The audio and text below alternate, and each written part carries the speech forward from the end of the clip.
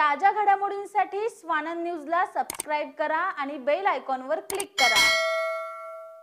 कल्याणमधील 13 वर्षांच्या मुलीवर लैंगिक अत्याचार करून हत्या करणाऱ्या नराधम विशाल गवळीने आत्महत्या केल्यानं एकच खळबळ उडाली आहे। यानंतर त्या मुलीच्या पालकांनी जसे केलं तशी शिक्षा विशाल गवळीला मिळाल्याची भावना व्यक्त केली आहे।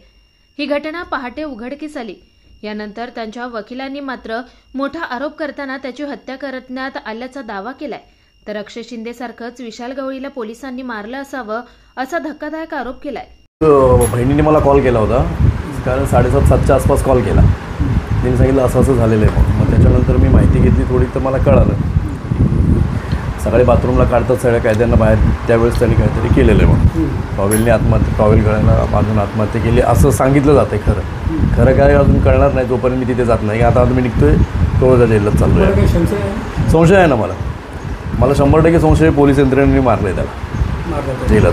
कारण अक्षय शिंदेच्या बाबतीत पण असंच झालं होतं आणि ती भीती होती म्हणून मी न्यायालयाला अर्ज पण दिला होता जेव्हा त्याची PC चालू होती की अक्षय शिंदेसारखे ह्याला विशाल गवळीलाही मारतील, त्याच्यामुळे याला पोलीस प्रोटेक्शन वगैरे अजून काही एक्स्ट्रा ह्याच्या सुरक्षेत जेवढं करता येईल तेवढं करावं म्हणून। पण त्या अर्जावर काही निर्णय झाला नाही, काय नाही।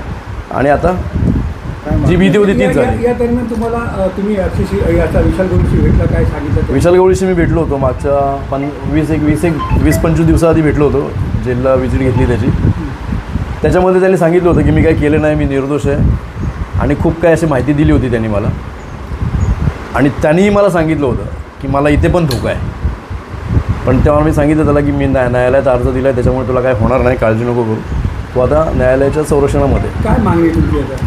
मागणी आहे सर माझी, आता मी तिथे गेल्यानंतर मी बघेन काय झालं काय नाही एक्झॅक्ट, आणि त्याच्यानंतर मग जे ह्याला सर्वस्वी जबाबदार जेल अथॉरिटीच आहे।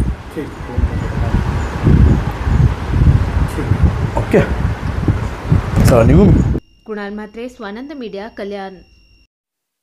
ताज्या घडामोडींसाठी स्वानंद न्यूजला सबस्क्राइब करा आणि बेल आयकॉनवर क्लिक करा।